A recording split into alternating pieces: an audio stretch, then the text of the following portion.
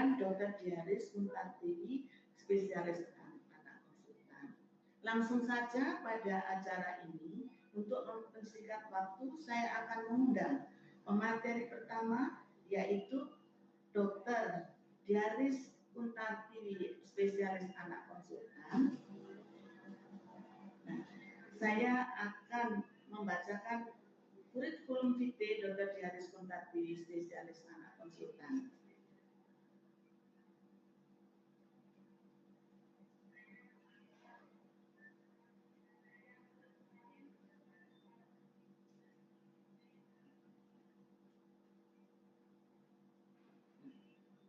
Pada kesempatan kali ini, Dr. Diaris Muntartiwi, spesialis anak konsultan, akan membawakan materi relative iron deficiencies anemia in congenital heart disease children in COVID pandemic era. Saya persilahkan Dr. Diaris Muntartiwi untuk memulai memberikan materinya.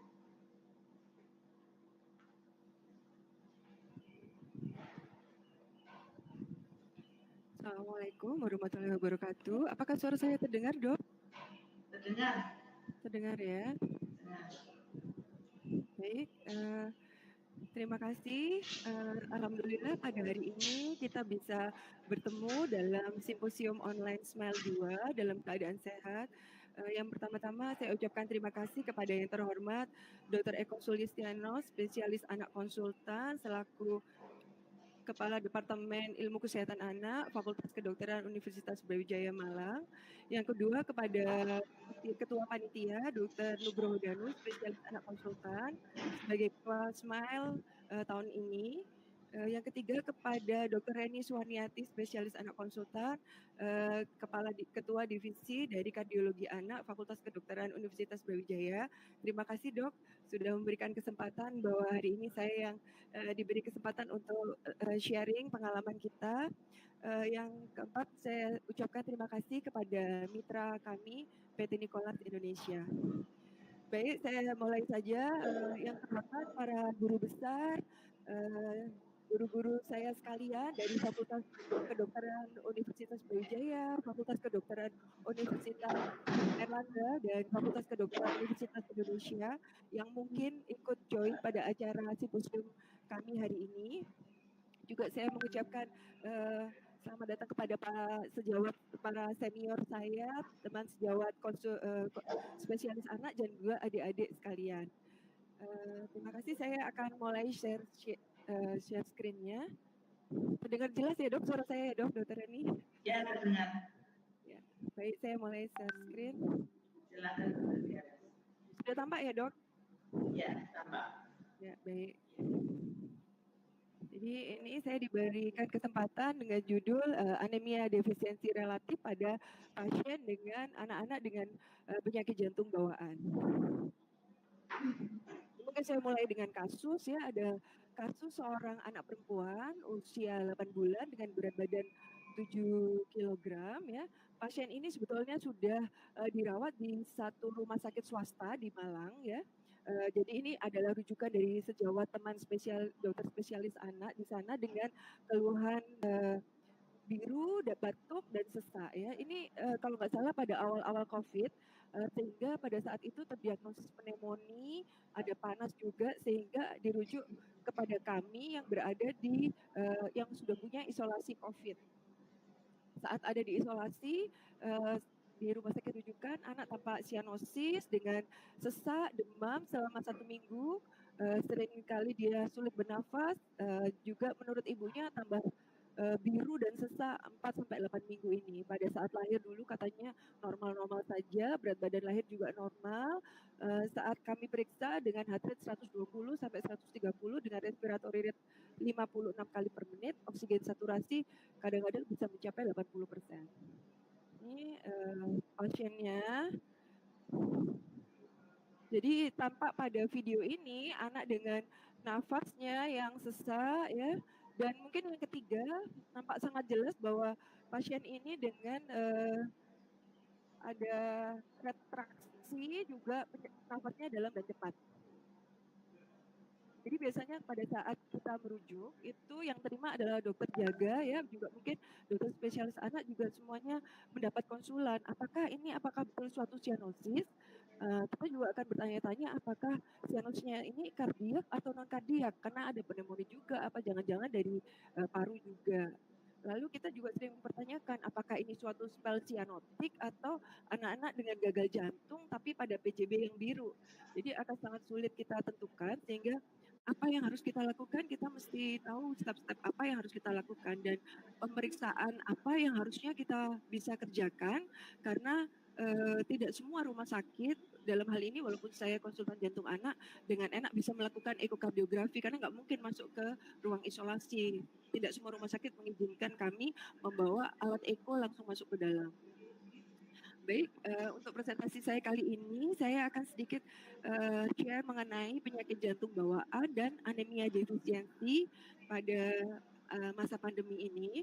Yang kedua, bagaimana cara kita mendiagnosis suatu anemia defisiensi besi pada anak-anak dengan penyakit jantung bawaan sianotik, juga cyanotic spell serta anemia defisiensi besi yang terjadi pada anak-anak, utamanya tetralogi falo ya di era pandemik ini. Juga nanti sedikit mengenai tata laksana dan prevensi dari anemia defisiensi besi. Berikut sedikit mengenai epidemiologi ya, di Asia memang dikatakan bahwa yang tertinggi penyakit jantung bawaan ya di benua Asia ini 9,3 per 1000 kelahiran hidup. Artinya kalau ada satu aja dari 100 bayi yang hidup itu menyandang PJB.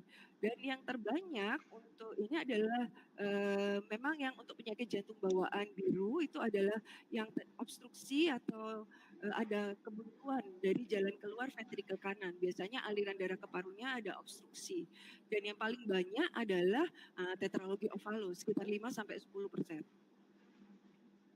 Bagaimana PJB dengan anemia defisiensi besi? Bahwa anemia ini memang berasal dari kurangnya pasukan dari besi ya untuk mensintesa hemoglobin. Mungkin nanti pembicara yang kedua dari hematologi, Dr. Susanto Nugroho, spesialis anak konsultan, akan lebih membahas mengenai metabolisme besi dan bagaimana terjadinya anemia defisiensi besi tersebut. Dan dikatakan bahwa anemia defisiensi besi sangat sering terjadi pada anak-anak dengan PJB dengan faktornya cukup macam-macam ya, dari baik itu dari nutrisi atau memang dari natural course of disease itu sendiri. Pada penyakit jantung bawaan sianotik dan asianotik bisa terjadi juga risiko tinggi anemia defisiensi besi ini akibat penyimpanan dari besi yang tidak mencukupi untuk pembentukan hemoglobin. Beberapa literatur juga menyampaikan adanya asosiasi antara anemia defisiensi besi pada penyakit jantung bawaan sianotik dengan terjadinya serangan sianotik. Bagaimana dengan anemia defisiensi besi dan penyakit jantung bawaan sianotik? Dikatakan bahwa status dari anemia defisiensi besi relatif biasanya didapatkan HB yang normal atau sedikit di bawah normal serta didapatkan hipokrom. Pada pasien dengan HB yang normal biasanya pada keadaan yang relatif iron defisiensi, pasien malah tidak nampak anemia. Namun kalau kita berikan terapi besi akan terjadi perbaikan yang signifikan dengan kondisinya. Jadi dia terjadi improvement, tidak sering lagi spell atau tidak mengalami sakit kepala akibat hiperviskositas dan yang lainnya. Jadi pada tetralogi ovalo terutamanya adanya anemia defisiensi besi, ada hipokrom mikrositer misalnya akan semakin memperberat hiperviskositas yang berasal dari adanya polisitemia. Lalu bagaimana penyakit jantung bawaan sianotik ini selama pandemi ini? Tentu saja risiko dari anemia defisiensi besi pada penyakit jantung bawaan sianotik itu sangat memberikan risiko pada seorang anak untuk terjadinya komplikasi yang fatal. Misalnya saja ada cerebrovascular accident ya, atau bisa juga adanya kelainan darah pada pasien. Jadi saat pandemi ini kita sadari semua bahwa ada limitasi keterbatasan dari anak-anak untuk mengunjungi rumah sakit, terutama pada masa awal pandemi. Sehingga mereka seringkali tidak minum obat yang harusnya diminum, juga termasuk suplementasi dari besi. Pada anak-anak sendiri dengan penyakit jantung bawaan sianotik tidak tampak pucat sehingga, sangat sulit untuk melihat apakah dia, anemia atau tidak. Jadi masking ya kalau pada iron deficiency besi ini. Apalagi saat, terjadinya pandemi juga akan banyak delay dari treatment, pada rumah sakit yang bisa melakukan tata laksana koreksi pada pasien dengan penyakit jantung bawaan sianotik, itu menunda atau mengurangi load dari pasiennya sehingga, eee, a keadaan kronik hipoksemia juga, hipoksia yang kronis pada anak-anak dengan penyakit jantung bawaan sianotik ini disertai dengan anemia defisiensi besi akan semakin memperberat dari keluaran klinis. Bahkan mereka mengalami penurunan dari neurokognitif development juga dari pertumbuhannya. Ini, sedikit ilustrasi ya dari saya. Saya juga tidak tahu bahwa dalam 2 bulan terakhir, kami menerima cukup banyak pasien dengan penyakit jantung bawaan sianotik. Ini ada 6 pasien dengan TGFSD, namun karena pandemi mereka, datang dengan late cases udah umur 2 sampai 3 bulan, padahal udah melewati golden period untuk dilakukan suatu tindakan. Tapi kami sudah merujuk pasiennya, kebetulan sudah dilakukan operasi namun sayang kurang mungkin ada infeksi yang lain sehingga pasien meninggal di ICU ya, 1 pasien. Pasien yang lain sedang menunggu tindakan, ada 4 pasien saya kirim ke Rumah Sakit Umum Dr. Sutomo. Saat ini, baru 1 orang dilakukan tindakan kateterisasi. Untuk pasien yang lain, ada 5 pasien yang saya catat pada masa pandemi ini masuk dengan serangan sianotik. Jadi apa yang dimaksud dengan serangan sianotik sendiri, ini suatu malah emergensi ya, selama pandemi harus bisa dikenali. Mungkin orang tua harus kita edukasi juga bagaimana mengenali, penyakit jantung bawaan sianotik yang mengalami serangan biru.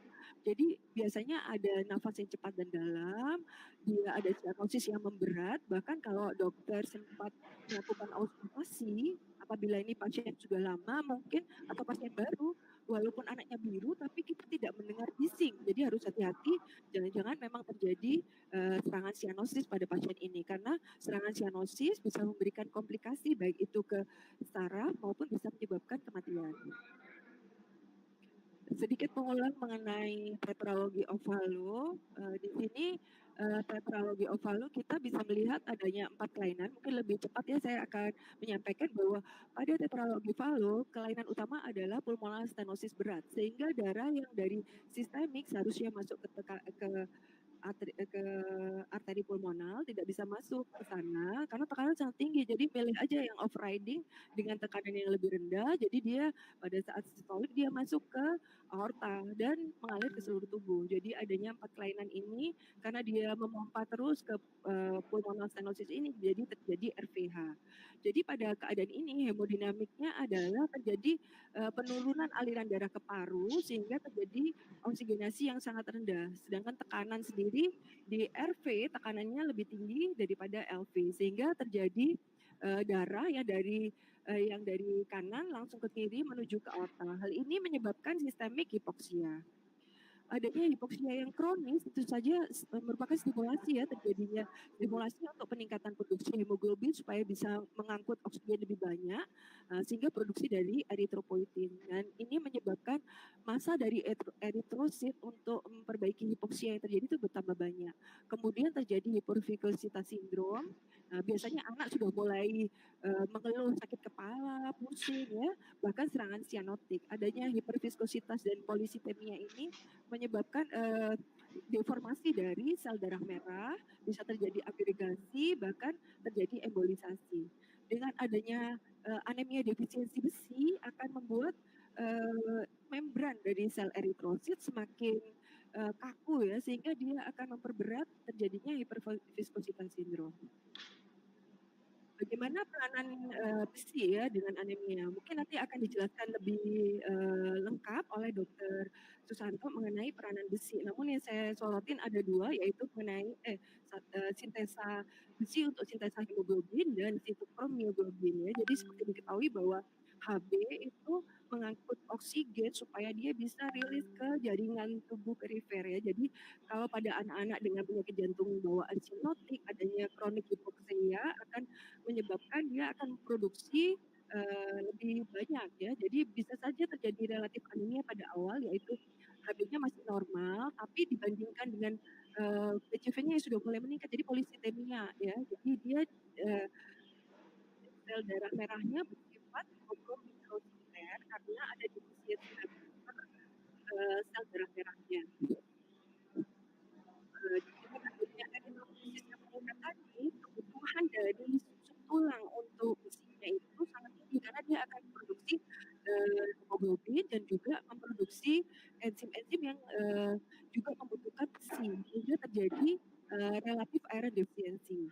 Bila hal ini terus-menerus terjadi, bisa terjadi negatif iron balance, di mana pasukan besi sebetulnya cukup, tapi karena kebutuhan untuk sum-sum tulangnya memproduksi besi, terjadi negatif iron balance, sehingga status, defisiensi besi pada pasien, menjadi terbentuk ya. Jadi pada pasien akan didapatkan di sum-sum tulang akan terjadi peningkatan dari development iron yang defisit eritrosit. Jadi eritrositnya itu miskin besi, sehingga yang dilepaskan di sirkulasi dia juga menjadi, eritrosit yang juga miskin besi di sirkulasi. Bagaimana konsekuensinya? Beberapa literatur lama memang masih belum tahu mekanisme, yang disebut dengan deformabilitas dari eritrosit ini. Karena eritrosit ini bisa, dia bila melewati pembuluh darah yang kecil, kapiler yang kecil, dia akan sangat fleksibel dan kembali lagi ke bentuknya semula tanpa mengurangi fungsi. Ini saya berterima kasih sekali kepada Profesor Dr. Teddy Ontoseno, spesialis anak konsultan, guru saya di Fakultas Kedokteran Universitas Airlangga. Ini disertasi beliau tahun 2004, itu yang saya rasa masih yang paling baru ya, jadi saya cari tidak ada lagi. Jadi yang ini yang paling baru mengenai bagaimana deformabilitas eritrosit pada pasien-pasien tetralogi Fallot dengan anemia defisiensi besi. Jadi beliau menemukan, bahwa ada spektrum, molekul spektrin ya yang membentuk, dari membran dari merupakan komponen protein yang membentuk, eee, utama dari membran sel darah merah. Sehingga dia apabila ada anemia defisiensi besi, maka besi ini akan menyebabkan, komplikasi ya. Jadi kalau ada pada deformabilitas pada tetralogi yang Fallot yang disertai dengan anemia defisiensi besi akan mudah terjadi komplikasi yang fatal.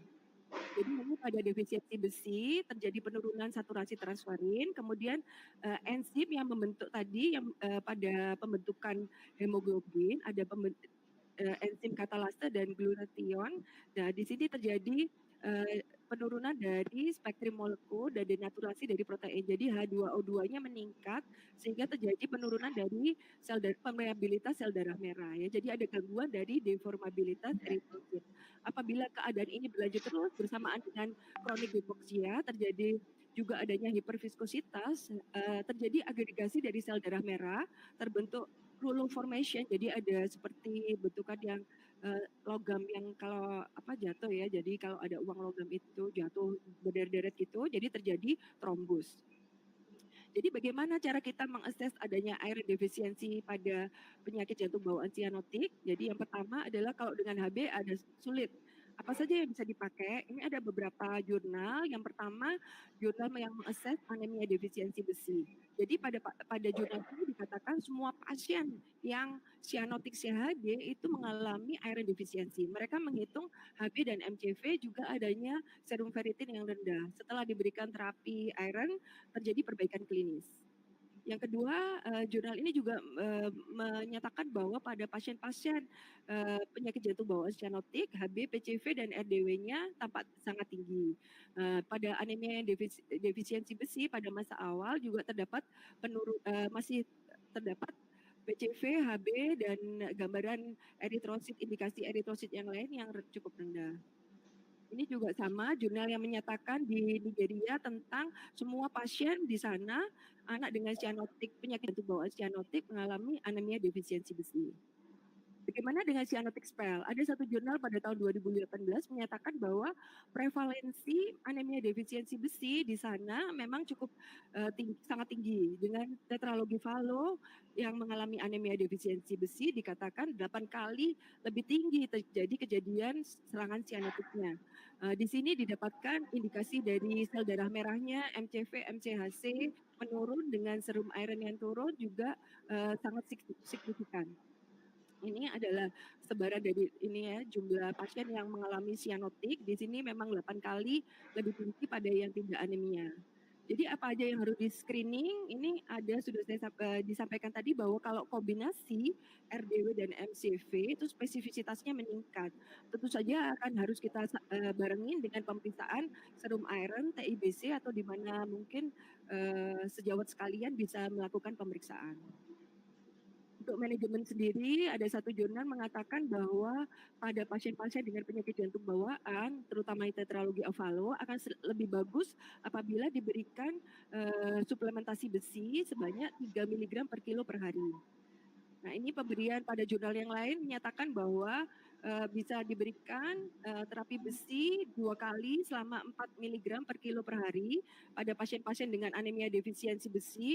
Ada 39 pasien pada jurnal ini, dia akan meningkatkan HB dan PCV. Bagaimana peranan besi ya? Jadi ini yang terakhir ya, bahwa dia dengan adanya retikulosis meningkatkan HB, jadi menurunkan permeabilitas dari RBC sehingga kita perlu memperbaiki kualitas dari sel darah merah dengan pemberian zat besi ya. Pada pasien-pasien yang sudah cukup zat besinya, mungkin tetap kita berikan suplementasi besi dan yang sudah dengan defisiensi besi bisa kita berikan 4 mg per kilo 2 kali sehari selama 3 minggu. Jadi ini take home message-nya bahwa yang paling sering adalah tetralogi falo, diagnosis anemia defisiensi besi pada PJB sianotik sangat penting ya, dan dipertahankan HB 14 sampai 15 dengan PCV kurang dari 65 itu sudah cukup elektropoiesis untuk memperbaiki. Jadi perfusi kita sudah cukup dengan itu, dan diagnosis awal dari iron defisiensi anemia ini sangat penting untuk mencegah komplikasi fatal. Semuanya bisa dilakukan dengan pemeriksaan darah lengkap sederhana dengan tambahan pemeriksaan serum iron atau mungkin serum ferritin. Tata laksana juga masih bervariasi, salah satunya dengan pemberian besi 4 mg per kilogram berat badan selama 2 kali selama 12 minggu. Baik, kita kembali kepada kasus. Saya rasa ini udah terakhir ya, jadi kasusnya ini, jadi apa yang sebenarnya terjadi, kita lihat bahwa dia cyanosis ya pada fingertip, oral, dan mukosa, kemungkinan besar cyanosisnya kardiak ya, tapi anaknya sudah besar, jadi bisa juga kita lakukan hiperoksia kalau memang kita bisa. Nah, jadi cyanotic spell ini terjadi desaturasi arteria tadi tampak dari nafasnya cepat dan dalam, jadi ini bukan gagal jantung, tapi serangan cyanotik. Apa aja yang harus kita lakukan pertama, ya chest position dan yang lain-lain, kemudian kita lakukan pemeriksaan. Ini ada beberapa, kita bisa lakukan foto, bisa kita ikuti kalau foto toraksnya menurun, corakan vaskuler, ada RVH, berarti tetralogi falo.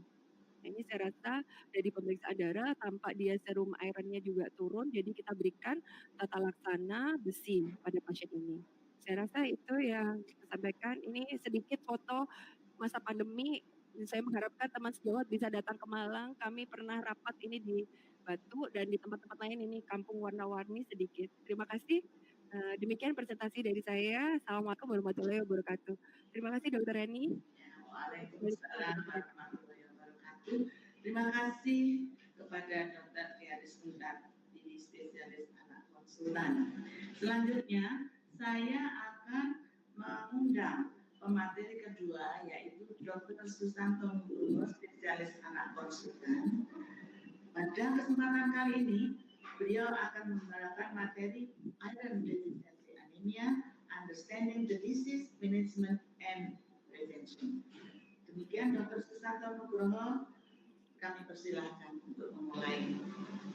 Baik, terima kasih Dr. Reni. Suara saya bisa didengar Dr. Reni? Bisa. Baik, saya mohon izin share screen ya.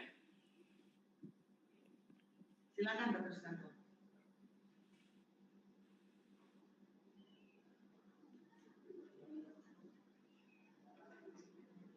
Apakah sudah bisa dilihat Dr. Reni? Ya, sudah Dr. Susanto. Sudah ya? Baik. Terima kasih. Terima kasih kepada Dr. Reni selaku moderator pada webinar pada siang hari ini. Dan pertama-tama saya ucapkan juga terima kasih kepada Kepala Departemen IK FKUB, Dr. Eko, dan juga Ketua Panitia beserta para panitia yang lainnya. Yang saya hormati para guru besar, para senior, dan sejawat sekalian, selamat pagi dan salam sejahtera. pada simposium Mameru Online kedua ini saya mendapat tugas dari panitia untuk menyampaikan topik tentang anemia defisiensi besi. Saya berharap presentasi ini bisa menyegarkan kembali pengetahuan kita tentang anemia defisiensi besi atau ADB, baik mulai dari diagnosis, tata laksana sampai pencegahan dan suplementasi besi yang sudah direkomendasikan oleh IDAI. Ini adalah materi yang akan saya sampaikan. Yang pertama adalah mengenai data prevalensi anemia maupun ADB, kemudian tentang homeostasis besi dan regulasinya, tahap-tahap defisiensi besi, kemudian pendekatan diagnostik, tata laksana yang komprehensif, screening dan suplementasi besi, serta modifikasi dan konseling.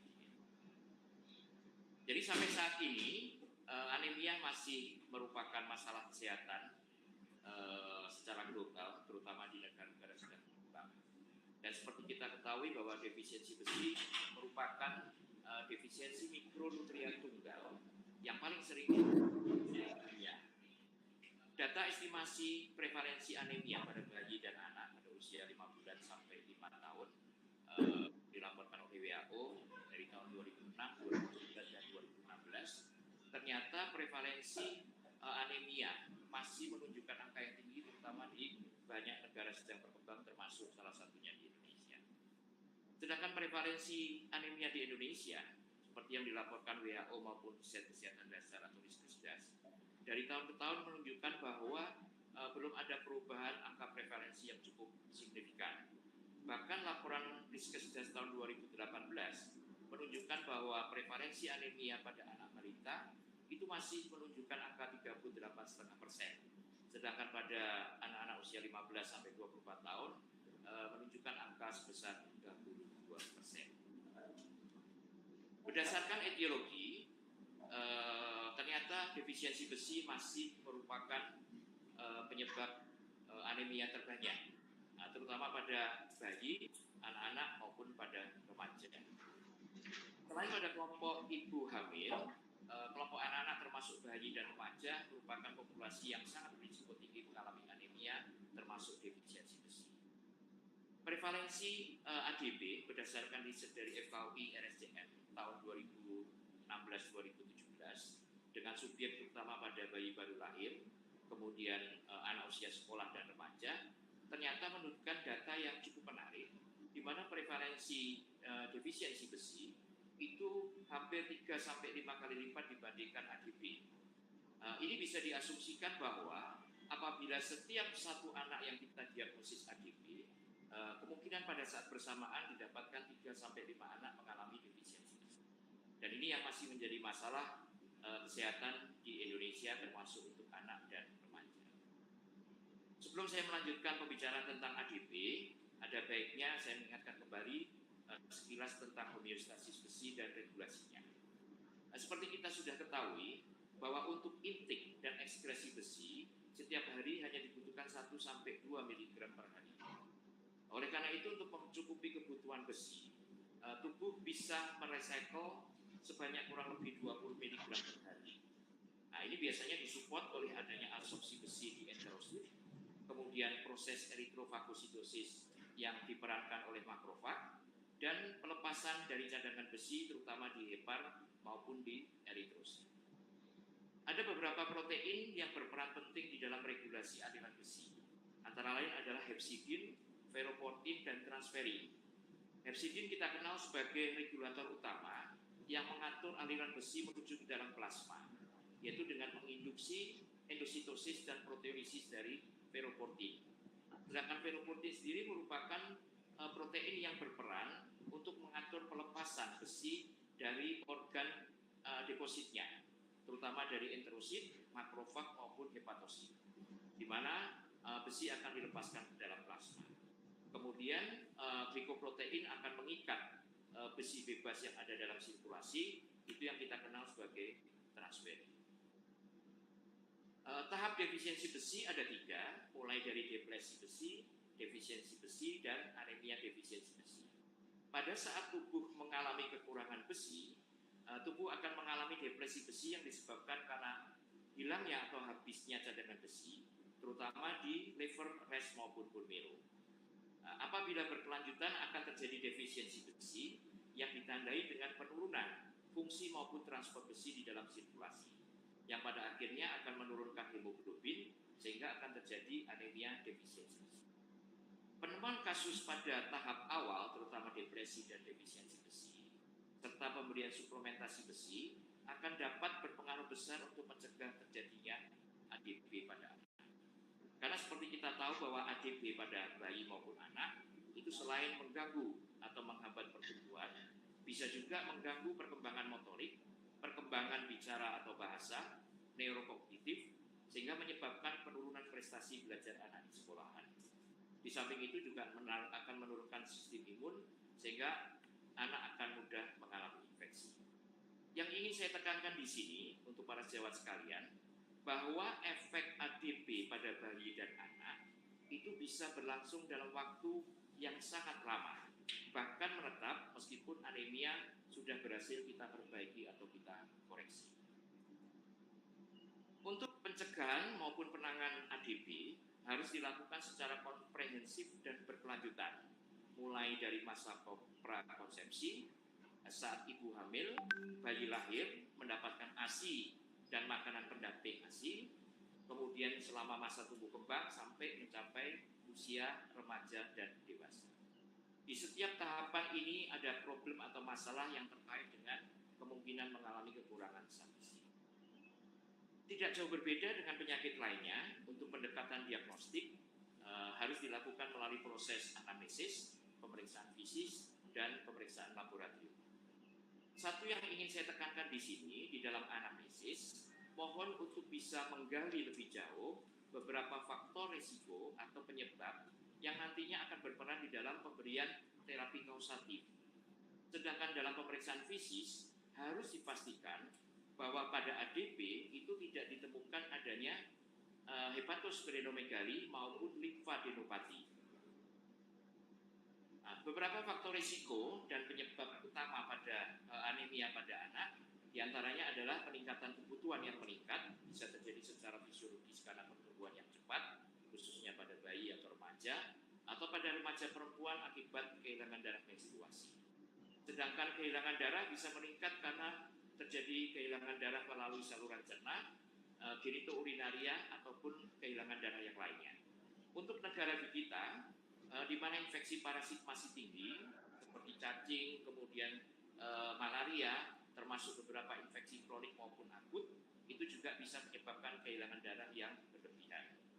Sedangkan intake besi yang menurun lebih cenderung disebabkan karena diet yang tidak adekuat, malabsorpsi, ataupun pemberian makanan yang menghambat penyerapan zat besi. Karena ada kebiasaan kita minum teh, kopi, kemudian pemberian susu yang berlebihan di mana kandungan kalsiumnya. Selain gejala umum dari anemia, ada beberapa tanda klinis khusus yang mungkin bisa mendukung ke arah ADB, yaitu pika, keratitis angularis, kemudian kukus endok atau polinikia, dan papil lidah yang atrofi. Di dalam pemeriksaan laboratorium, yang mungkin sejawat sering lupakan adalah biasanya kita hanya memeriksa DR, di mana pemeriksaan darah tepi, hapusan darah tepi ini sebenarnya punya nilai klinis yang sangat penting. Karena pada ADB itu akan ditemukan karakteristik gambaran yang khas, yaitu berupa sel pensil atau cigar cell atau sel serutu yang bisa membedakan kemungkinan ke penyebab lainnya. Sedangkan penanda hematologik maupun biokimia atau status besi itu akan berbeda pada setiap tahap dari defisiensi besi. Yang mengalami gangguan pada saat mengalami tahap depresi besi itu adalah ferritin. Ferritin serum itu satu-satunya akan mengalami penurunan di bawah 20 mikrogram per desiliter pada saat ditemukan depresi besi. Sedangkan pada saat terjadi defisiensi itu akan ditandai dengan perubahan pada beberapa penanda atau marker besi yang lain, seperti penurunan SI dan saturasi transferin serta peningkatan TIPC. Ada satu marker yang saat ini sedang banyak diteliti, yaitu reticulocyte hemoglobin content atau RHE, di mana dia akan menunjukkan perubahan lebih awal sebelum terjadi anemia defisiensi besi. Sedangkan dikatakan atau confirm ADB kalau sudah disertai dengan penurunan hemoglobin sesuai dengan umur dan jenis kelamin. Ini adalah prinsip-prinsip di dalam tata laksana ADB. Yang pertama, kita harus memastikan bahwa itu betul diagnosis ADB. Kemudian usahakan untuk mencari beberapa etiologi atau faktor risiko untuk kemudian kita lakukan terapi bersamaan dengan dimulainya pemberian terapi besi yang kemudian dilakukan evaluasi terapi. Kemudian modifikasi dan konseling diet, serta jangan dilupakan adalah KIE, baik untuk pasien, orang tua maupun keluarga pasien. Tata laksana yang komprehensif itu prinsipnya adalah menggunakan terapi besi oral, kemudian terapi parenteral, etiologi terapi, dan pemberian modifikasi serta konseling. Bagaimana kita memulainya? Setelah confirm diagnosis, kita treat underlying cause-nya, kita mulai terapi besi. Dosisnya adalah 3-6 atau 4-6 elemental besi per kilogram per hari diberikan pada saat perut kosong. 1 bulan terapi, lakukan evaluasi minimal dengan darah lengkap untuk menilai HB. Kalau respon adekuat, kita bisa lanjutkan sampai 3 bulan setelah HB normal, sekaligus mengkonfirm tegaknya diagnosis ADB. Apabila tidak respon, kita bisa lakukan re-evaluasi. Nah, harus dicari apakah betul itu bukan ADB atau mungkin tidak respon terhadap pemberian terapi besi. Lalu bagaimana kita menilai respon terhadap terapi besi oral? Biasanya pada 30 hari atau 1 bulan setelah terapi akan terdapat peningkatan kadar HB.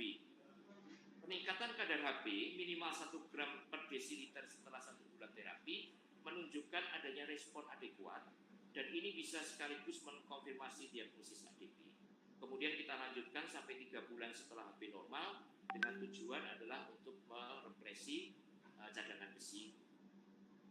Nah, ini adalah beberapa preparat besi yang ada di Indonesia. Biasanya digunakan yang beredar adalah dalam bentuk garam, baik itu ferrous fumarat, bicarbonat atau sulfat. Kemudian ada beberapa yang baru adalah berupa iron polymaltose complex. Kemudian yang paling baru yang belum tersedia di Indonesia itu adalah yang extended release, yaitu carbonyl iron. Yang menjadi acuan untuk menentukan dosis adalah kandungan besi elemental, bukan available iron. Karena biasanya terapi ini sering keliru karena yang digunakan acuan adalah berdasarkan available iron. Sehingga saya ingatkan untuk para sejawat, sebelum memberikan harus dipastikan kita mengetahui kandungan besi elemental pada sediaan yang akan kita berikan, baik bentuk drop, sirup maupun bentuk tablet. Ini adalah beberapa merek yang banyak dikenal, termasuk salah satunya yang mungkin kita sudah familiar yang ada di Kamas. Pemberian terapi oral tidak jarang menyebabkan efek samping, dan ini sering menyebabkan compliance pasien menjadi jelek, ya, terutama di saluran cerna, sakit perut, mual, muntah, diare. Kemudian juga yang sering dikeluhkan adalah tinja menjadi hitam atau gelap dan konstipasi. Harus ada cara untuk membantu meringankan atau mencegah terjadinya efek samping supaya compliance-nya baik. Kita bisa mulai dengan setengah dosis yang diretrovenaskan, kemudian kita naikkan bertahap. Bisa juga diberikan dengan makanan pada awalnya untuk mengurangi risiko atau efek samping pada saluran cerna, dengan konsekuensi akan menurunkan absorpsi hingga 50% atau lebih. Atau kita rubah preparatnya, kita bagi dosisnya. Apabila terjadi konstipasi, kita bisa memberikan feses berupa degusan atau laktulose. Sedangkan terapi parenteral itu bisa berupa terapi besi parenteral. Sebenarnya cukup aman, efektif, tetapi hanya diindikasikan apabila anak tidak bisa mendapatkan besi oral karena adanya malabsorpsi, atau memang tidak ada respon yang disebabkan oleh karena respon yang tidak bagus. Sedangkan transfusi darah ini hanya diindikasikan pada anak ADB dengan HB kurang dari 6 gram per desiliter atau lebih dari 6, tapi dalam kondisi hemodinamik yang tidak stabil, ada chronic heart failure atau infeksi yang berat. Nah, ini perlu kita perhatikan, mengingat bahwa ada dilematis pada saat akan memberikan besi pada kondisi infeksi. Nah, yang harus sejawat ketahui bahwa ternyata pemberian transfusi pada ADB ini justru tidak jarang menyebabkan timbulnya reaksi transfusi yang tidak diharapkan. Untuk prevensi, kita bisa melakukan screening, pemberian suplementasi besi, serta modifikasi dan konseling diet. Yang selama ini kita gunakan adalah screening dengan standar menggunakan HB, hematokrit, dan MCV. Namun biasanya ini terlambat, karena tujuan dari screening itu idealnya adalah untuk bisa mendeteksi pada tahap yang lebih dini. Sehingga gold standard yang selama dipakai, SI, TBC, ferritin, dan saturasi transferin, ini dirasa tidak ideal. Kenapa? Selain mahal, ketersediaan fasilitas juga kadang-kadang berpengaruh, dan kebutuhan sampel darahnya cukup besar. Sehingga AAP mengeluarkan satu publikasi di mana ada satu marker yang disebut sebagai retikulosit hemoglobin konten atau RET-HE yang ternyata bisa menjadi prediktor yang potensial, ya, yang sangat kuat, di mana dia comparable dibandingkan dengan marker besi yang lain, baik itu SI, ferritin maupun transferin. Lalu apa yang dimaksud dengan RET-HE? Yaitu kandungan hemoglobin yang ada di dalam retikulosit. Selama ini kita hanya tahu hemoglobin di dalam sel darah merah, tetapi ini di dalam retikulosit. Sehingga RET-HE ini bisa menggambarkan ketersediaan besi yang secara real time dapat digunakan untuk memproduksi sel darah merah. Sehingga ini bisa menjadi indikator untuk menentukan status besi secara lebih awal, sekaligus bisa untuk memonitoring respon terhadap terapi. Nah, pertanyaannya, dok, kenapa sering saya tidak mendapatkan hasil RET-HE dari printout? Selama kita tidak meminta pemeriksaan retikulosit, biasanya RET-HE tidak akan muncul. Tapi begitu kita minta pemeriksaan retikulosit, akan muncul retikulosit absolut dan RET-HE. Dan ini bisa menjadi marker untuk besi atau ketersediaan besi. Ini adalah beberapa studi publikasi yang membantu untuk meyakinkan bahwa RET-HE ini cukup akurat untuk pengukuran status besi dan comparable dengan marker besi yang lain. Ya. Ada beberapa kelemahan di mana cut-off point untuk membedakan antara pasien sehat dengan iron deficiency dengan iron deficiency dengan IDA. Ya. Sehingga yang menjadi masalah adalah belum adanya cut-off point secara universal, di samping juga ketersediaan di beberapa fasilitas pelayanan kesehatan. Namun manfaatnya cukup besar karena selain murah, lebih efisien, kemudian juga butuh sampel darahnya sedikit, dan ini tidak dipengaruhi oleh infeksi, inflamasi maupun ganasnya. Ada indeks lain cukup banyak, tapi mungkin ada satu yang cukup kita familiar, yaitu Manchester Index. Ya, ini cukup banyak atau sering digunakan oleh para sejawat, terutama di daerah karena sangat mudah. Tetapi Manchester Index ini ternyata belum didukung dengan evidence yang cukup kuat, sehingga tidak bisa menjadi marker yang cukup baik untuk deteksi defisiensi besi. Beberapa guideline untuk screening ada beberapa, tetapi dari WHO direkomendasikan bahwa pada daerah dengan prevalensi yang tinggi lebih dari 40%, dijustifikasi untuk pemberian suplementasi universal tanpa screening individual. Sedangkan prevalensi 20-40% itu perlu dipertimbangkan strategi untuk pemberian regimen suplementasi besi secara intermiten. Sedangkan IDAI, rekomendasi tahun 2011 yang mengacu dari WHO, itu memang tidak diperlukan screening sampai anak usia 2 tahun. Karena pada waktu itu prevalensi anemia kita masih lebih dari 40%. Nah, ini yang mungkin sudah waktunya oleh Satgas ADB untuk dilakukan revisi. Tetapi begitu sudah di atas 2 tahun, sebaiknya dilakukan screening hemoglobin itu setiap tahunnya sampai usia remaja. Ini adalah suplementasi besi. Ada banyak rekomendasi termasuk dari AAP dan CDC. Tetapi dari WHO itu mengeluarkan rekomendasi ya berupa guideline pada tahun 2016 yang nanti bisa dilihat pada slide ini, terutama pada anak preschool ya usia sekitar 2 tahun sampai 5 tahun dan usia sekolah 5 sampai 12 tahun. Nah, sekarang rekomendasi yang penting dari IDAI untuk bayi berat mulai rendah, pemberian dosis 3 mg per kilo per hari mulai usia 2 bulan sampai 2 tahun. Aterem cukup dengan 2 mg per kilo, itu usia 4 bulan sampai 2 tahun. Sedangkan untuk anak usia remaja termasuk prapubertas itu 60 mg per kilo dan harus disertai penambahan folic acid sebanyak 400 mg. Ini adalah kecukupan atau kebutuhan besi yang direkomendasikan menurut WHO, dan ternyata dari studi Sianuts itu didapatkan bahwa angka kecukupan besi pada anak-anak di bawah usia 12 bulan itu ternyata 50% lebih. Jadi masih rendah, ya, termasuk pada usia-usia sekolah usia 9 sampai 12 tahun yang tidak mencapai 50%. Ini adalah modifikasi diet. Kita kenal ada besi hem, ada besi non hem. Ya, besi hem itu biasanya ada di hewani, sedang yang non hem itu ada di nabati. Apabila kita melakukan KIE, mungkin kita harus utamakan untuk pasien mengkonsumsi yang bahan-bahan hewani, mengingat dia mengandung besi hem yang secara biologik mempunyai nilai klinis yang lebih bagus. Dan ada beberapa bahan yang bisa meningkatkan absorpsi, diantaranya vitamin C dan bahan-bahan protein dari hewani. Kemudian yang menghambat adalah seperti teh, kopi, kalsium. Lalu bagaimana kita melakukan konseling diet? Nah, ini mungkin penting bagi kita untuk memberikan KIE pada orang tua maupun keluarga pasien. Pada bayi-bayi berusia lahir sampai umur 4 bulan, kita harus mendorong untuk diberikan ASI eksklusif. Ibu juga disarankan untuk tetap mengkonsumsi vitamin. Pada bayi yang tidak mendapatkan ASI, disarankan untuk diberikan formula, tetapi yang difortifikasi besi.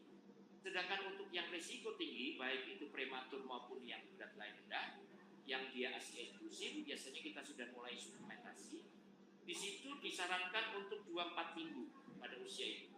Tetapi kalau kita lihat dari rekomendasi IDAI, bisa diberikan pada usia 2 bulan. Sedangkan yang tidak formula, tidak breastfeeding, itu kita berikan formula yang difortifikasi besi, bisa dengan ditambah suplementasi besi. Pada usia 4-6 bulan, tanpa memandang status besi, kita harus sudah memulai memberikan suplementasi besi. Sedangkan yang berisiko tinggi, kita harus melakukan screening, terutama yang tidak mendapatkan suplementasi besi, maupun tidak mendapatkan susu yang diformulasi besi. Sedangkan pada usia 6 bulan, ini maksudnya sampai 9 bulan, kita meneruskan suplementasi besi, tetapi sudah diberikan makanan yang mengandung vitamin C, minimal 1 kali per hari, yang kemudian kita tingkatkan bertahap, ya. Kalau perlu ditambahkan dengan sereal yang sudah difortifikasi dengan besi. Sedangkan pada saat usia sudah 9 bulan sampai 18 bulan atau 1,5 tahun, tolong dihindari pemberian susu sapi segar sebisa mungkin sebelum sampai usia 12 bulan. Ya, justru yang harus ditingkatkan adalah makanan-makanan yang mengandung atau kaya besi. Dan ini juga yang penting adalah harus membatasi konsumsi secara berlebihan. Sedangkan di atas usia 18 bulan sampai remaja, ini harus didorong untuk penggunaan makanan-makanan kaya besi seperti yang sudah saya sampaikan, yaitu diet iron, ya, baik hewani maupun nabati. Batasi penggunaan susu sapi segar, setidaknya tidak melebihi 25 oz per hari, dan meneruskan suplementasi besi, terutama yang mendapatkan ASI sampai usia di atas 12 bulan. Sedang usia remaja, kita harus membiasakan makan makanan yang kaya besi, termasuk makanan yang mengandung vitamin C, kemudian membatasi konsumsi kopi dan teh. Saya kira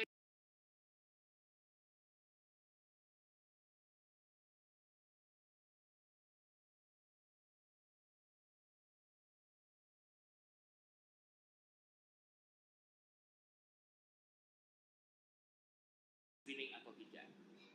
Nah, dokter seharusnya mampu, ya, untuk membedakan tahap-tahap defisiensi besi, mulai dari depresi, defisiensi besi,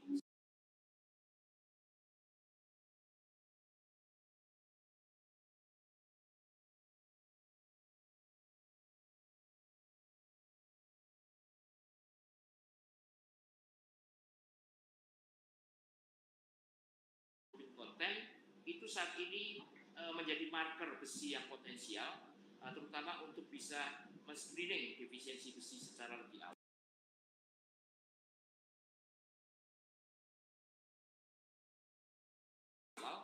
tetapi masih memerlukan penelitian lebih lanjut untuk menentukan cut-off point universal.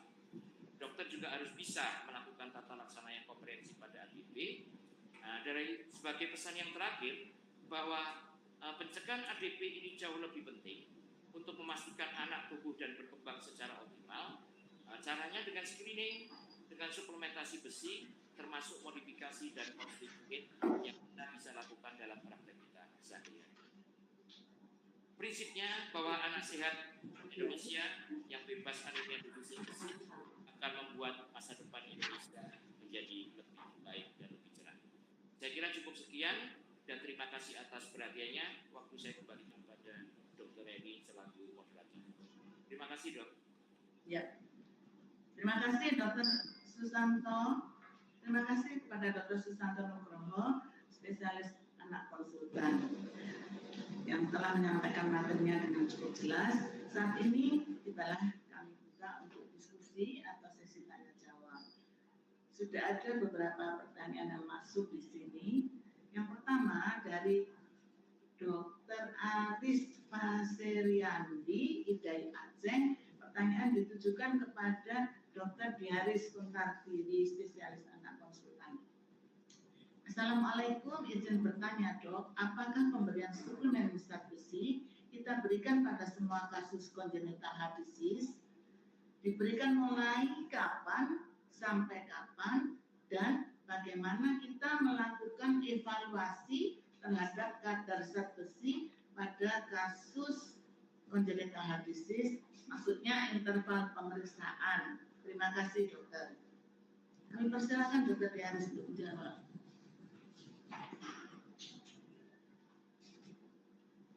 Dr. Diaris, kok suaranya nggak kedengaran ya?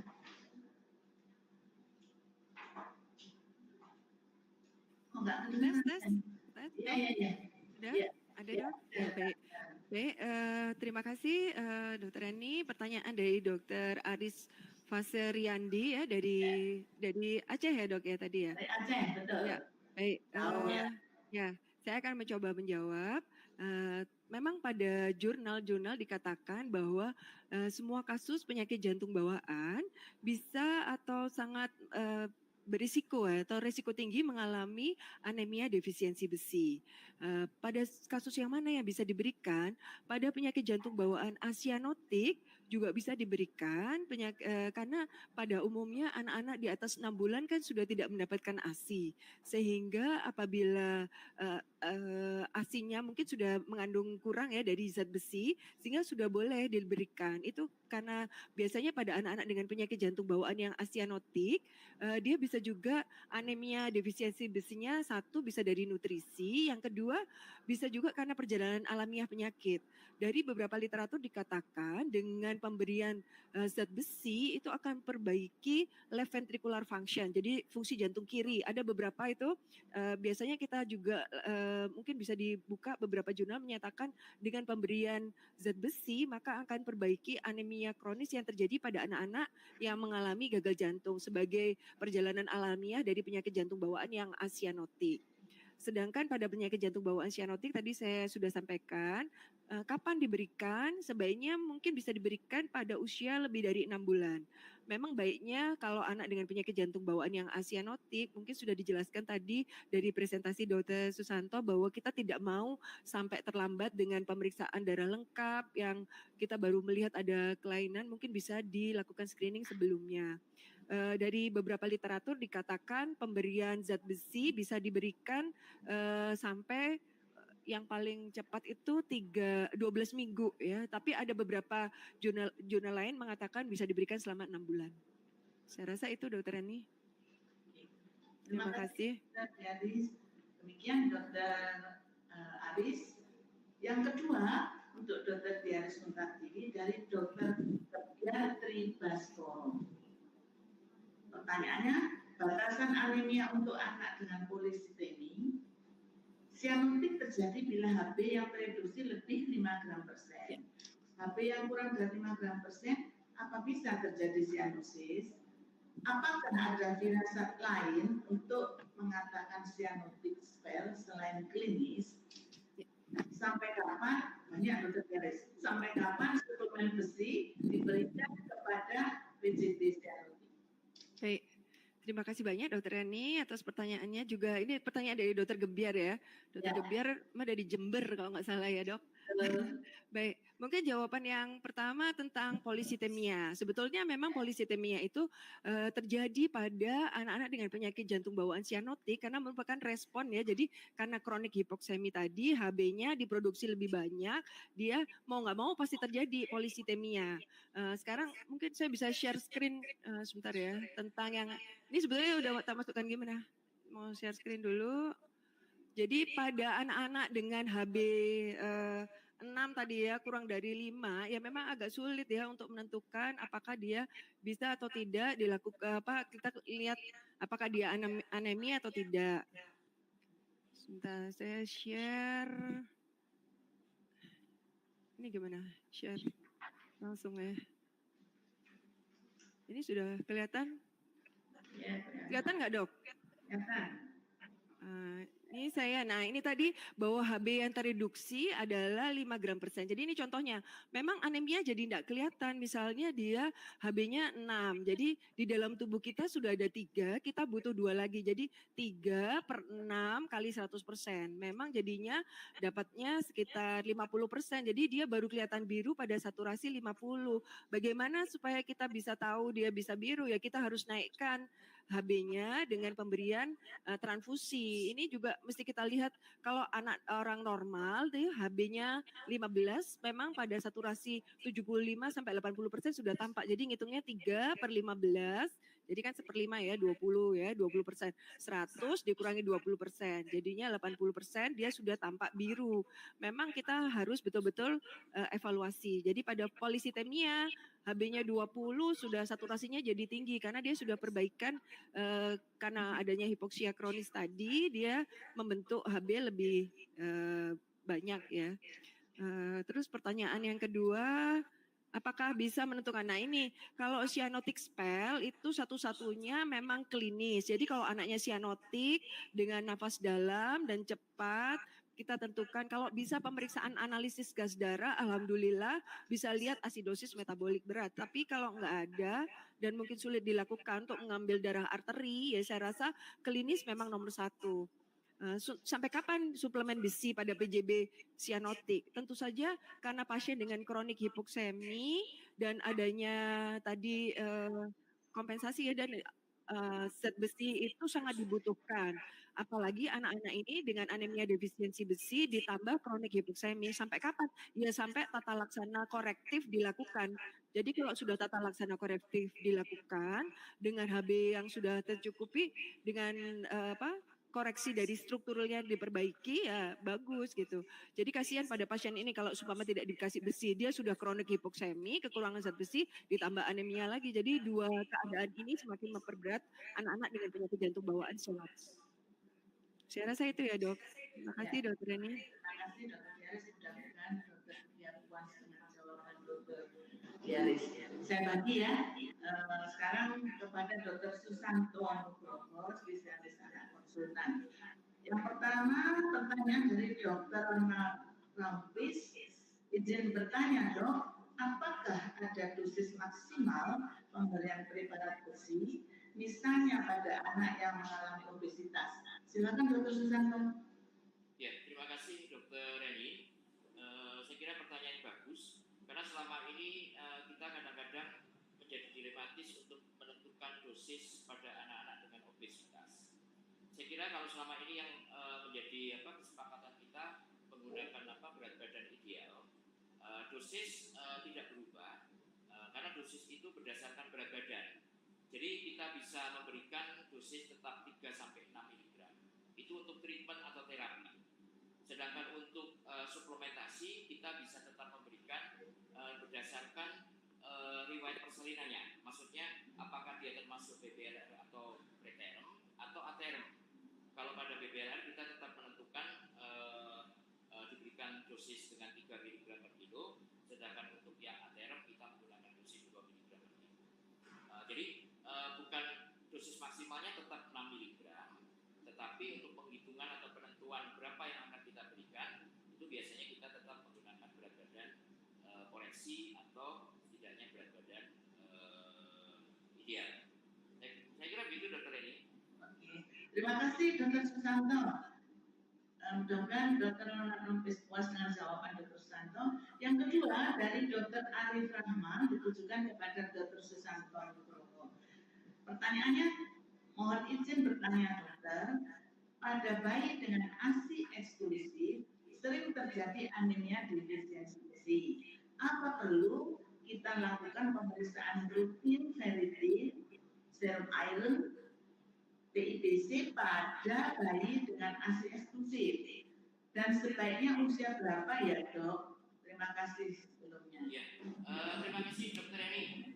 Ini sangat bagus ya, karena sebenarnya dari UKK Hematologi pun pada saat ini sebenarnya sudah harus melakukan revisi rekomendasi, terutama dari Satgas ADB. Kenapa? Karena itu dibuat pada tahun 2011, di mana pada tahun sebelum itu prevalensi anemia di negara kita itu masih tinggi, yaitu lebih dari 40%.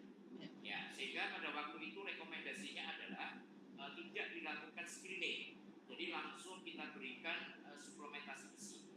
Nah, dasarnya apa? Karena dari banyak penelitian itu terbukti bahwa pada usia 2 bulan, khususnya pada bayi-bayi yang berat lain rendah, itu ternyata pemenuhan kebutuhan besi dari ASI itu tidak lebih dari 50%.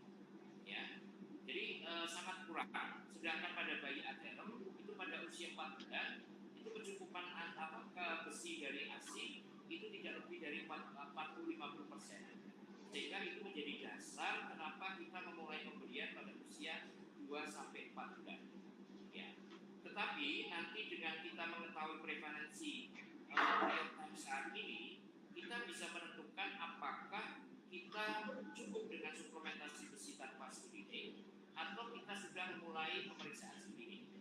Dan ini nanti terkait dengan pertanyaan yang bagus Dr. Eni dari guru saya Prof. Sutaryo, ya, itu mengenai apa screening dan sebagainya. Jadi kalau memungkinkan kita bisa melakukan screening, ya, karena rekomendasi itu kan sebenarnya sudah dari 2011. Sebenarnya sudah expired, ya, yang harus sudah direvisi. Kita bisa melakukan screening itu kalau pada bayi aterem kita mulai umur 4 bulan kita sudah bisa melakukan screening, atau paling telat itu 6 bulan kita sudah melakukan screening.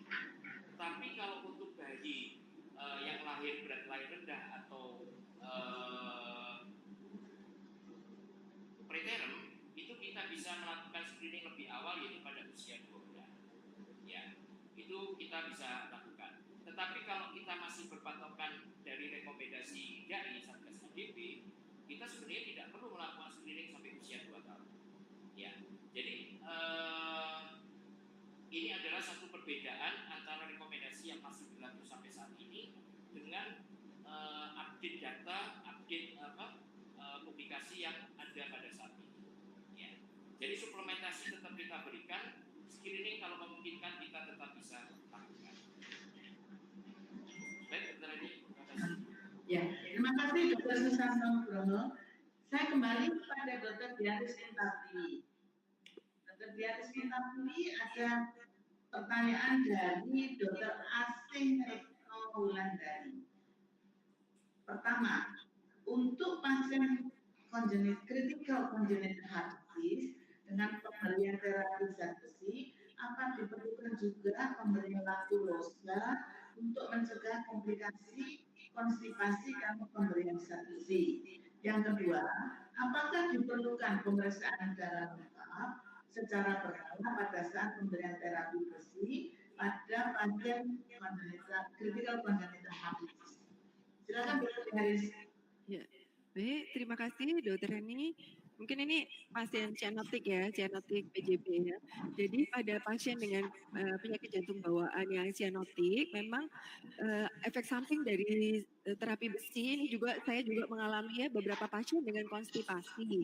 Memang seringkali kalau kita memakai ada beberapa preparat tertentu itu kita juga berikan edukasi kepada orang tua karena konstipasi fungsional yang terjadi. Tapi jangan lupa kalau anaknya sindrom, tolong dicek juga juga mungkin ada kelainan hipotiroid atau yang lain dulu. Jadi tolong juga dievaluasi apakah ada hipotiroid karena sering juga datang dengan konstipasi.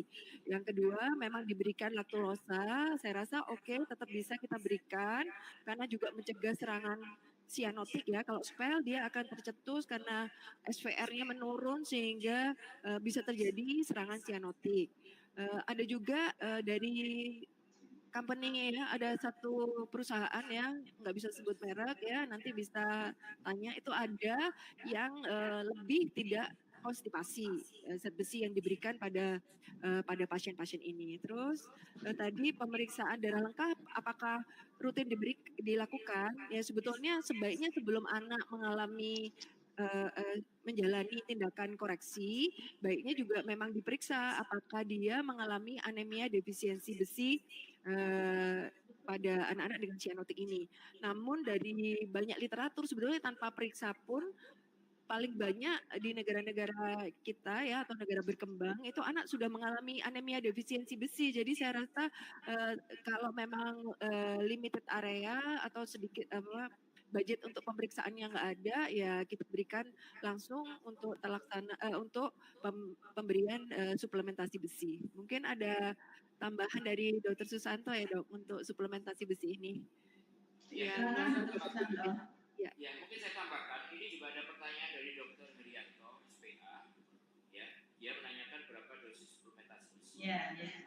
Mungkin untuk rekomendasi dari Satgas ADB IDAI masih kita bisa gunakan, dan itu juga masih relevan. Itu saya lihat dari beberapa publikasi terakhir dosis yang disarankan itu juga masih berkisar itu. Jadi untuk bayi dengan berat lahir rendah, sebaiknya mulai usia 2 bulan kita memberikan suplementasi besi sebesar 3 mg per kilogram berat badan per hari, itu mulai usia 2 bulan sampai dengan usia 2 tahun. Ya, kalau kita mau melakukan screening, bisa dilakukan screening itu setidaknya sekitar usia 4 bulan, tapi bisa dilakukan di bawah usia itu. Sedangkan untuk bayi aterm kita memulai pada usia 4 bulan dengan dosis 2 mg per kilo per hari, dan itu juga diberikan sampai usia 2 tahun. Ya. Sedangkan untuk di atas usia 2 tahun, dan itu bisa diberikan sampai sekitar 12 tahun, sampai akhir sekolah dasar, itu menggunakan 1 mg per kilo per hari, tetapi tidak harus diberikan daily dose, artinya kita cukup bisa memberikan 2 kali seminggu, dan itu pun diberikan hanya 3 bulan berturut-turut setiap tahunnya.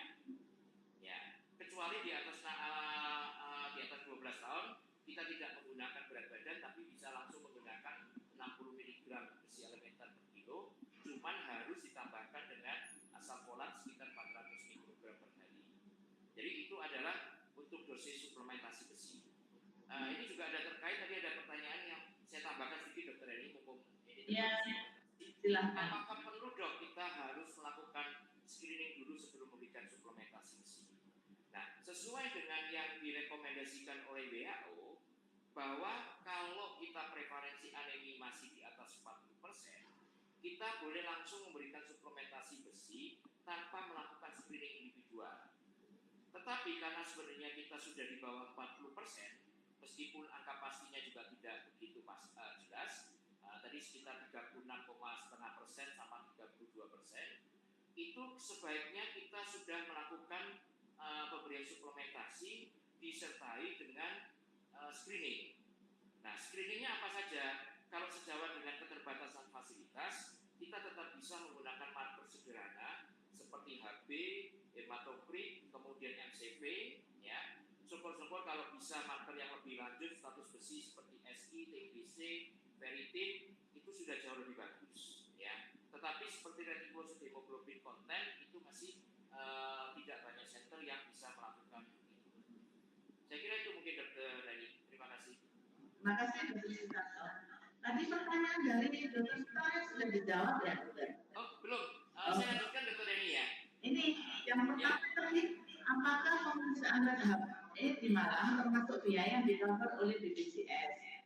Yang kedua, apakah hemato-onkologi akan survei anemia pada anak kurang dari 2 tahun supaya suplementasi besi tanpa screening segera diberikan?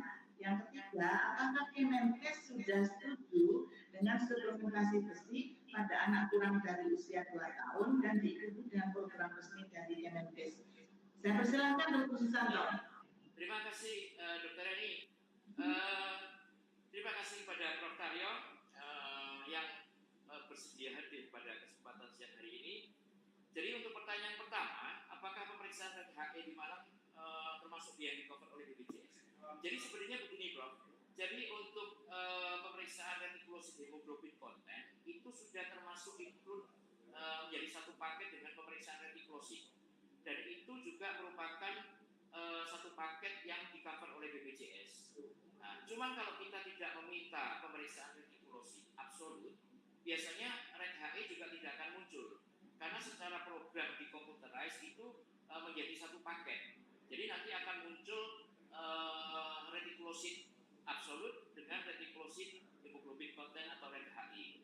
Nah dari situ kita bisa menjadikan salah satu marker untuk menentukan baik itu screening maupun untuk diagnostik. Jadi itu di cover Prof kalau di Malang, dan kita sudah rutin melakukan pemeriksaan RHI. Meskipun kita belum punya studi yang secara terstruktur lebih bagus untuk lebih melihat manfaat dari RHI ini. Kemudian pertanyaan yang kedua, apakah UKK hematologi onkologi akan survei anemia pada anak di bawah 2 tahun supaya suplementasi besi tanpa screening segera diberikan? Ini adalah kebutuhan yang mendesak, ya. Dan saya kira mungkin perlu harus kita sampaikan, terutama saya akan menyampaikan juga kepada Ketua UKK Hemato-Onko, Dr. Bambang Sudarwanto, spesialis anak konsultan, bahwa memang sudah waktunya. Karena rekomendasi yang pertama itu 2011 berdasarkan prevalensi anemia kita yang masih di atas 40%. Nah, kalau kita ternyata itu sudah di bawah 40%, sesuai dengan guideline atau rekomendasi WHO, seharusnya kita sudah mulai memasukkan screening di dalam program untuk anak-anak di dalam pencegahan anemia. Jadi saya kira suplementasi tetap bisa dijalankan, tetapi harus dilakukan pemeriksaan screening pada usia-usia tertentu di mana resiko untuk mengalami defisiensi atau ADB itu relatif lebih tinggi. Terus kemudian pertanyaan yang terakhir, apakah Kemenkes sudah setuju dengan suplementasi besi pada anak usia kurang 22 tahun? Setahu saya memang dari rekomendasi ini belum sepenuhnya disetujui oleh Kemenkes, ya. Meskipun pada kenyataannya sudah cukup banyak sejawat yang melakukan suplementasi secara pribadi di dalam praktek sehari-hari, mengingat manfaat yang penting dari suplementasi ini. Tetapi saya kira yang jauh lebih penting adalah bagaimana UKK itu membuat satu penelitian yang nantinya bisa menjadi data dasar untuk disampaikan kepada Kemenkes, ya, terkait dengan revisi dari rekomendasi yang dikeluarkan pada 2011 yang lalu. Karena berdasarkan data terbaru itulah yang nanti akan menjadi bahan pertimbangan oleh Kemenkes untuk bisa dijadikan program nasional. Karena begini, suplementasi besi pun pada saat ini di kalangan peneliti itu masih banyak kontroversi. Ada beberapa kelompok yang justru mengkhawatirkan pemberian suplementasi besi tanpa screening, mengingat bahwa ada efek samping dari besi, terutama pada beberapa kondisi infeksi, termasuk di Indonesia sebenarnya, karena kita termasuk yang hiperendemik malaria, ya. Tetapi ada juga yang setuju bahwa itu tetap harus dilakukan. Suplementasi besi yang disertai dengan screening itu akan jauh lebih bagus. Kenapa? Karena kita bisa mengetahui kondisi lebih awal, sehingga kita menentukan waktu pemberian suplementasi itu menjadi lebih tepat. Saya kira itu mungkin Dr. Penny. Terima kasih. Terima kasih. Demikian Prof. Taryo mudah-mudahan berkenan dengan jawaban dari Dr. Susanto, spesialis anak konsultan. Sepertinya tidak ada lagi pertanyaan yang masuk di saya. Saat ini telah sampailah di penghujung acara. Terima kasih kepada Dr. Susanto Nugroho, spesialis anak konsultan, dan Dr. Diaris Mutati, spesialis anak konsultan sebagai pemateri, dan PT Nicholas Laboratories sebagai mitra. Serta terima kasih kepada seluruh peserta simposium. Sampai bertemu kembali pada acara Simposium Mahameru online yang ketiga, insya Allah pada hari Minggu 4 Oktober 2020. Saya, Reni Suwarnati, selaku pemandu acara. Mohon maaf bila ada yang kurang berkenan. Sekian, Assalamualaikum warahmatullahi wabarakatuh.